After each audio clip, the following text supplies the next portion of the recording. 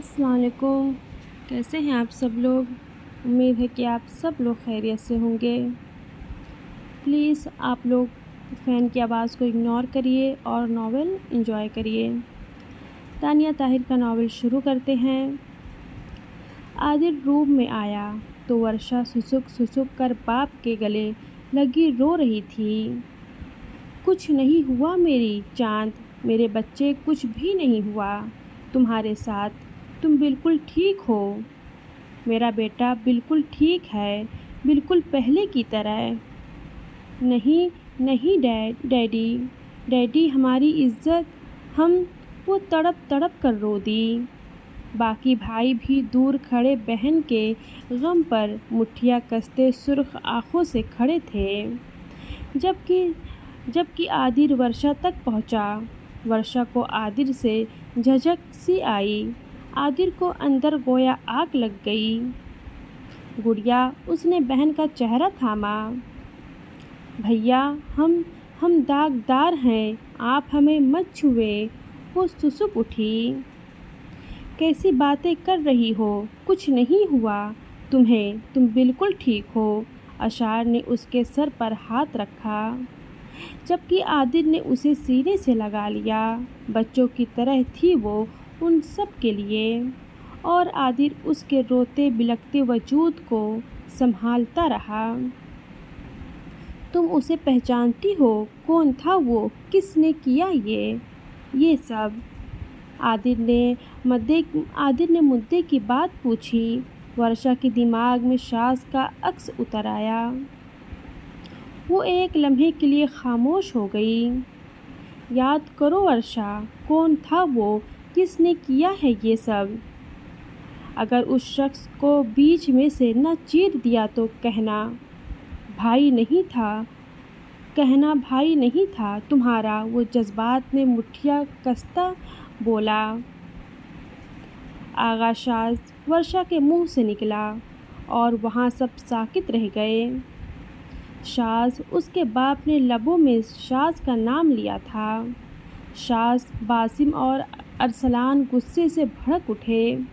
ورشا خود کو چھپا کر رونے لگی، جبکہ عادل نے باپ کی طرف دیکھا۔ یہ دوسرا وار ہے ڈیڈ ان کا، میں بخشوں گا نہیں۔ انہوں نے میری بہن پر ہاتھ ڈالا ہے۔ اس آغا شاز کو کتے کی طرح نہ روڈ پر گھسیٹوا دیا تو نام عادل خان زادہ نہیں۔ وہ دھاڑتا وہاں سے اٹھ گیا، جبکہ ورشا کو باہوں میں اس کے باپ کی کمزور بازو نے چھپا لیا۔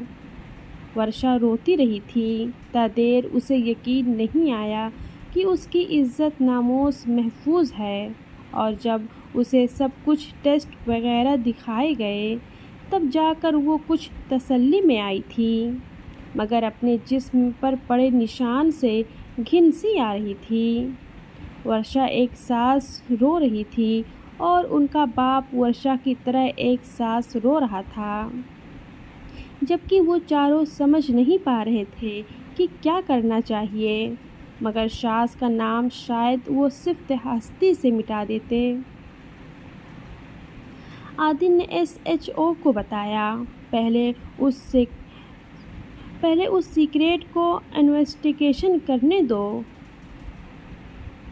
وہاں صرف ایک ہی لڑکا سگریٹ پی رہا تھا، اور وہ شاز ہی تھا، لیکن اگر کوئی اور بھی پی رہا تھا تو ہمارے لیے مشکل ہے، ہم ڈائریکٹ شاز کو نہیں اٹھا سکتے۔ ورشا نے خود شاز کا لیا ہے، اس کے علاوہ بھی تمہیں کوئی ثبوت چاہیے، عادل چیخا۔ تم نہایت جذباتی انسان ہو۔ وہ ایک اسٹرانگ پارٹی سے بلانگ کرتا ہے، کوئی عام لڑکا نہیں ہے۔ بغیر کسی ثبوت کے اٹھائیں گے تو کوئی بھی ایشو بن سکتا ہے، پورے مکمل ثبوت سے اٹھائیں گے تاکہ نہ ہی کوئی آپشن رہے پیچھے۔ اس نے عادل سے ایک دن مانگا تھا کہ صرف ایک دن اسے اپنی کارروائی مکمل کر لینے دو تاکہ بعد میں کچھ بھی ایشو نہ آئے۔ عادل کے لیے یہ ایک دن گزارنا سب سے مشکل تھا۔ وہ گھر لوٹ آیا تھا۔ ورشا بھی گھر آ گئی تھی، مگر اسے سخت بخار تھا اور سب جاننے کے باوجود بھی وہ کچھ نہیں کر پا رہا تھا۔ اس بے بسی سے زیادہ مشکل یہ تھی، وہ اشعار سے خوب لڑا تھا۔ روکتا تھا میں کہ اس سے یونیورسٹی مت بھیجو، یہ ٹھیک نہیں۔ سب نے وہ سب کرنا ہے جو میں کہوں گا، اس کے ہی خلاف جانا ہے سب کو۔ یہ سب آپ لوگوں کی لاپرواہی کا نتیجہ ہے، وہ چیخا۔ اس وقت ڈیڈ کی طبیعت بھی ٹھیک نہیں ہے عادر، پلیز تم تو چپ ہو جاؤ، اشعار غصے سے بولا۔ پلیز عادر بھیا، ڈیڈ کی بھی طبیعت ٹھیک نہیں ہے، ہم لوگ تو نہیں جانتے تھے کہ یہ سب ہوگا، مگر اچھی بات یہ ہے کہ ہماری بہن محفوظ ہے۔ تم لوگ یہ نوٹ کر رہے ہو کہ مراد اب تک نہیں آیا، اس کا مطلب ہے کہ وہ کمینہ شخص کوئی رشتہ نہیں رکھے گا۔ مگر سن لو تم سب لوگ، میں ورشا کے ٹیسٹ کبھی بھی کسی کو نہیں دکھاؤں گا۔ جس نے میری بہن سے شادی کرنی ہوگی یوں ہی کرے گا، وہ بولا بھڑک کر۔ تم ساری زندگی اپنی بہن پر یہ الزام برداشت کرو گے، اشعار نے کہا۔ نہیں، مگر اس طرح کوئی سچا پیار کرنے والا اس کی زندگی میں شامل ضرور ہو جائے گا، وہ کہہ کر اٹھ کر چلا گیا۔ یہاں اس نے روکا تھا کہ اسے اس یونیورسٹی میں نہ بھیجا جائے، مگر کسی نے اس بات پر توجہ نہیں دی تھی، اور اب جو بھی کچھ ہوا تھا اس پر سبھی ایک دوسرے سے شرمندہ تھے اور مانتے تھے یہ سب کچھ ان لوگوں کی لاپرواہی کی وجہ سے ہو رہا تھا۔ ورشا تیز بخار میں پھونک رہی تھی۔ گھر کا ایک ایک نوکر اس کے جلد صحت یاب ہونے کے لیے دعا گو تھا۔ سب پریشان تھے اور ورشا کی خوشی سے کھلکھلاہٹ جو کہ گھر میں گونجتی تھی، پورے 2 دن سے وہ نہیں گونجی تھی، بس اس کے رونے کی آوازیں آ رہی تھیں، اور اس کا باپ بھی رو رہا تھا مسلسل۔ پورے 3 دن سے 4 دن بعد مکمل ثبوت کے ساتھ اس بات کا یقین ہو چلا تھا کہ یہ سب کچھ شاذ نے کیا ہے، اور جیسے ہی اس پر فرد جرم لگا باقی سب اس کیس سے بری ہو گئے۔ دوسری طرف فائز، جو یہاں سے پہلے بھی جا رہا تھا، وہ مسکرا دیا۔ کتنا مناسب ہوا تھا اس دن کی شاذ کے ساتھ تیار ہوا تھا اور اسی کی ہی چیزیں استعمال کی تھی، اور جس کی وجہ سے ورشا دھوکے میں رہی اور الزام شاذ پر آ گیا۔ اب شاذ جانے یہ اس کا کام، مگر زندگی میں دوبارہ ورشا کو ایک بار پھر چھوئے گا جہاں اسے موقع ملے گا۔ فی الحال وہ یہاں سے جا رہا تھا، کب تک کے لیے وہ نہیں جانتا تھا، مگر وہ ہر الزام سے بری تھا، نہ کسی الزام میں تھا وہ۔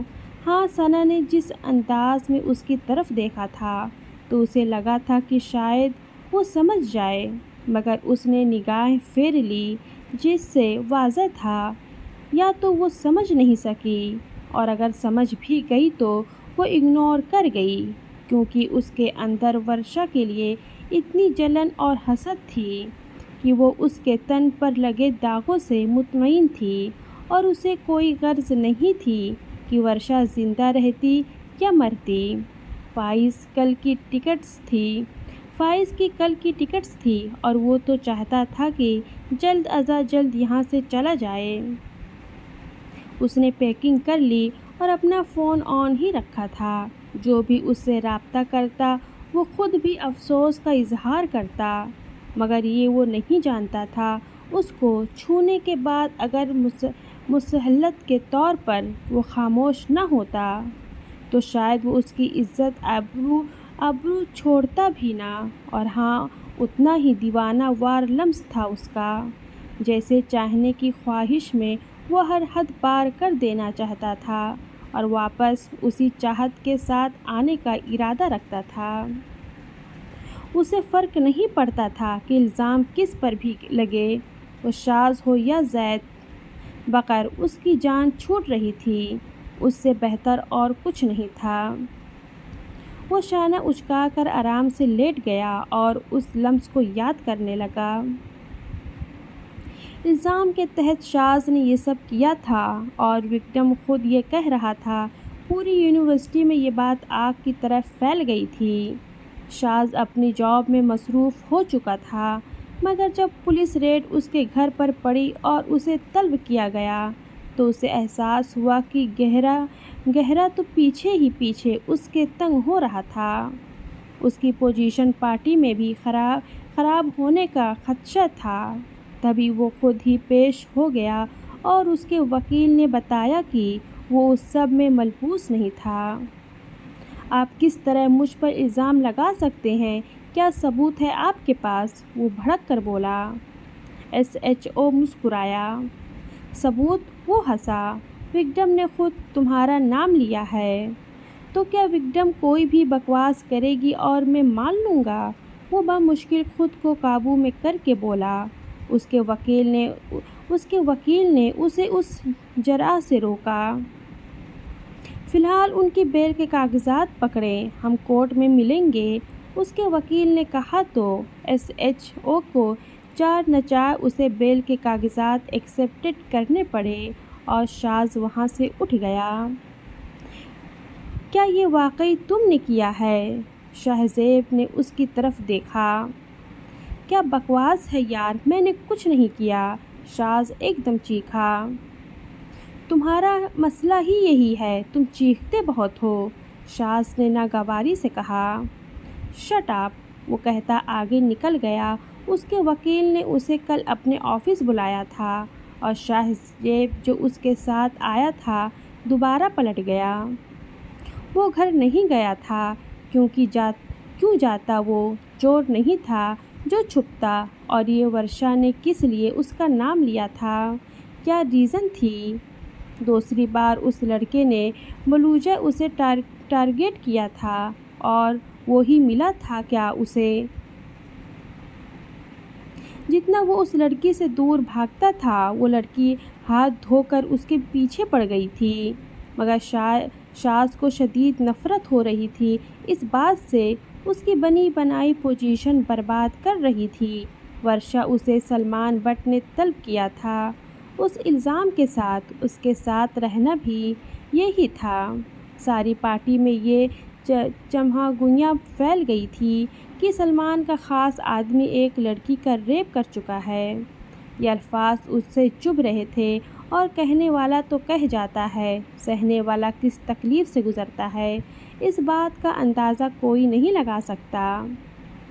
وہ سلمان بٹ کے سامنے کھڑا تھا، چہرہ سرخ تھا، بال بکھرے ہوئے تھے، اپنی صفائی اب تک کسی کو نہیں دی تھی اس نے۔ سلمان اسی خاموشی سے دیکھ رہے تھے۔ راشد بھی وہیں آ گیا۔ اس لڑکے کو پارٹی سے نکال دو، کیونکہ یہ ہمارا نام خراب کر رہا ہے، دوسری پارٹی کو اس طرح شہ ملے گی اور وہ ہم پر حاوی ہوگی۔ راشد نے گھور کر شاذ کو دیکھا۔ شاذ نے سر نہیں جھکایا تھا، خاموشی سے راشد کو دیکھا اور پھر سلمان کو۔ میں اپنے کردار کی صفائی کسی کو نہیں دوں گا، اگر مجھے آپ نے نکالا ہے تو یہ آپ کی مرضی ہے، وہ سیدھا بولا تھا۔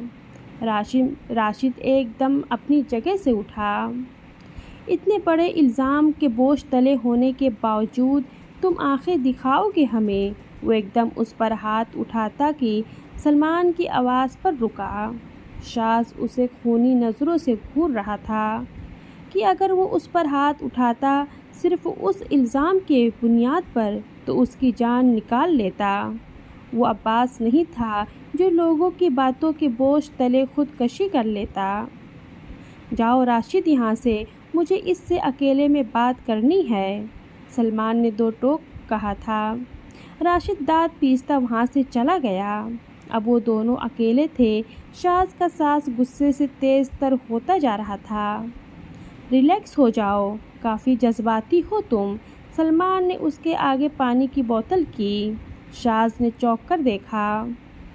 تو آپ کو مجھ پر الزام نہیں لگانے، میں ان الزام کا منتظر ہوں، وہ بدگمانی سے بولا۔ اور اگر مجھے نکالنا۔ Shut up! سلمان نے ہاتھ اٹھا کر اسے مزید بولنے سے باز رکھا۔ شاز اسے دیکھنے لگا۔ مجھے تم پر بھروسہ ہے۔ تم نے ایسا کچھ نہیں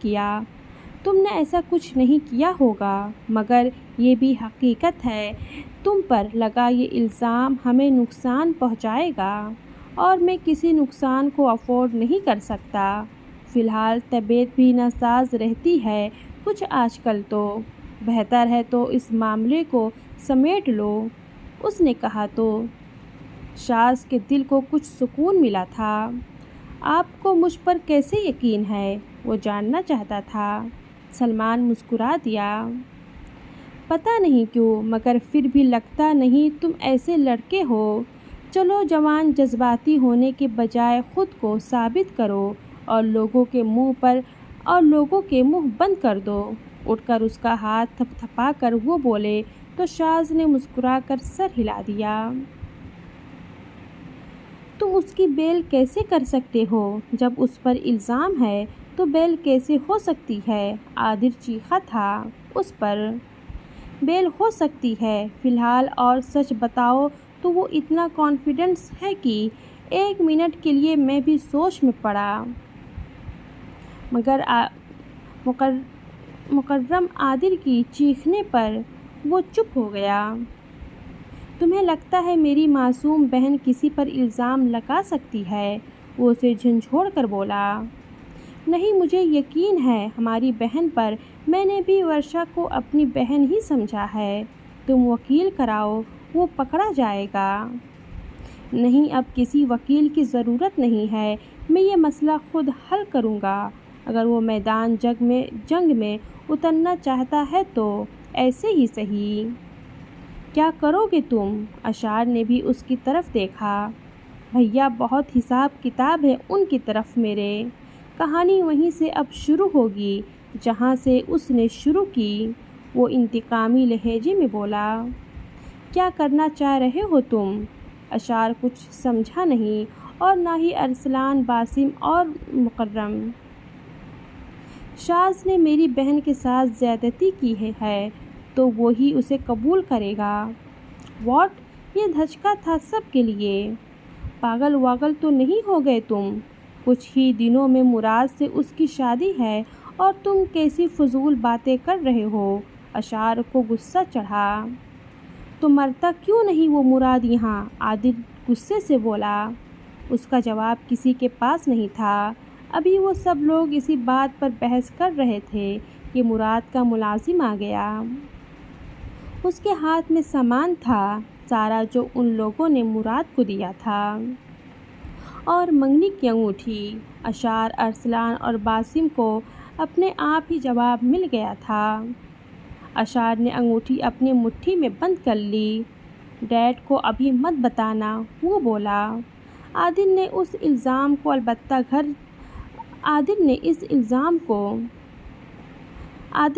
ملازم کو البتہ گھر سے نکلوا دیا تھا۔ دل تو کر رہا ہے اس مراد کے ٹکڑے کر دوں۔ باسم تب کر بولا۔ یہ سب آپ کروا رہے ہیں۔ اگر ہم یہ بات واضح کر دیں کہ ورشا، وہ ایک دم رک گیا۔ کچھ جھجک بھی تھا۔ پہلے جیسی ہے تو شاید اس کا رشتہ نہیں ٹوٹے گا۔ ان باتوں سے کوئی فرق نہیں پڑتا۔ اب تو میں بھی نہیں چاہتا ورشا کی شادی کہیں اور ہو۔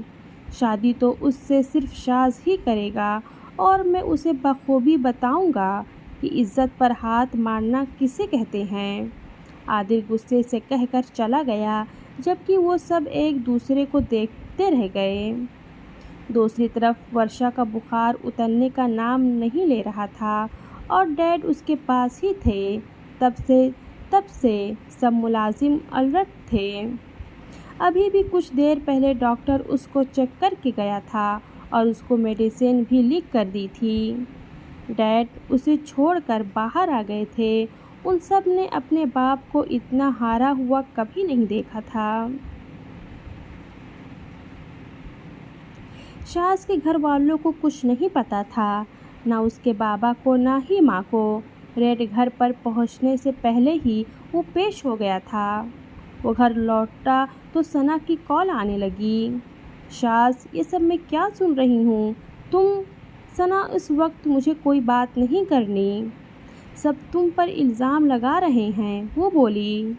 تو تم بھی مانتی ہو یہ مجھ پر الزام ہے؟ شاز کو پہلی بار ثنا کی کوئی بات اچھی لگی تھی۔ آف کورس یار، میں کیوں تم پر شک کروں گی؟ مجھے تم پر یقین ہے اور میں جانتی ہوں تم نے ایسا کچھ نہیں کیا، ثنا مان سے بولی۔ شاز نے سر ہلایا۔ مگر مجھے کچھ ٹھیک نہیں لگ رہا شاز، تم نے کسی کو گھر پر تو کچھ نہیں بتایا؟ وہ دونوں پہلی بار نارملی بات کر رہے تھے۔ نہیں، بس خرم اپی سے تھوڑی سی بات ہوئی تھی، بٹ وہ تو اسی غم میں ہے کہ یہ ورشا کے ساتھ کیا ہو گیا۔ ثنا نے سر جھٹکا۔ اوکے، میں گھر پر ہوں، فریش ہو جاؤں پھر بات کروں گا۔ پہلی بار اس نے یہ کہا تھا۔ ثنا کو بہت خوشی ہوئی تھی اس پر اعتبار کر کے آج وہ اس کی نظروں میں بہت اچھی بن گئی تھی۔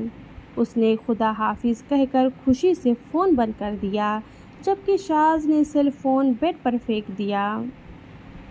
بار بار سوچ کر یہ بات اس کا خون سلگ رہی تھی کہ ورشا نے اس پر الزام لگایا تھا۔